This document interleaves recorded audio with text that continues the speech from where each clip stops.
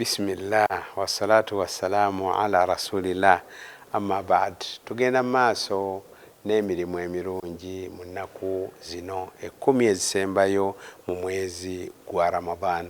Imam Bukhari yekyava agamba nti babul i'tikafi fil ashri al-awakhir, ti omulyango guno gwogera kukola itikafu mu bire 10 ebisembayo mu mwezi gwa Ramadan.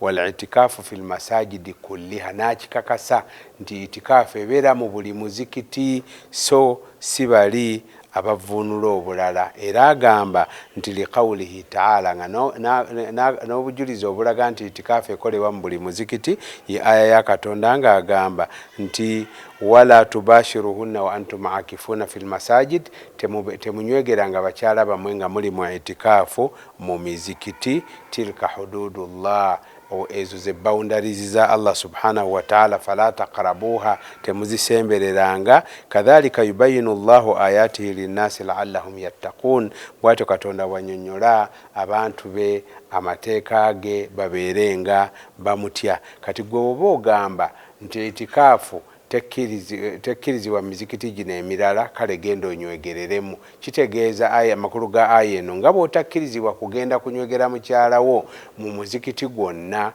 nabwe kityo oyina okkirizibwa okubeera nti omuzikiti gwonna ogukoleramu itikafu. Itikafu kitegeeza ki? Ate nga gwe mulimu ogumu ku mirimu emikulu ennyo Nabbi sallallahu alaihi wasallam gye yawuliranga ennaku zino 10 ezisembayo mu mwezi gwa Ramadan.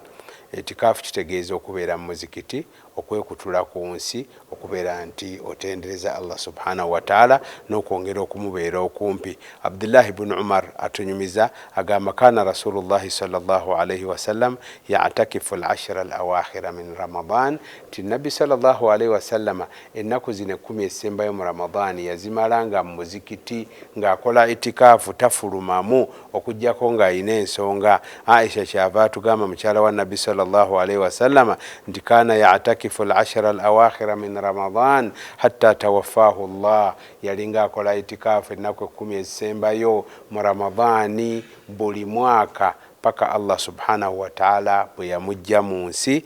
Thumma atakafa azwajuhu min ba'dihi, oluvannyuma bakyala be sunna ya itikafu ne baginyweza, ne babeeranga nabo mu nnaku 10 ezisembayo mu mwezi gwa Ramadan, babeeranga mu mizikiti ne bakola itikafu. Naye itikafu okoleramu ki? Era oyingira itikafu oyingira ng'enjuba, olunaku balubala ddi, ng'enjuba egudde n'oyingira. Buli emmambya bwesala awo tubala nti nno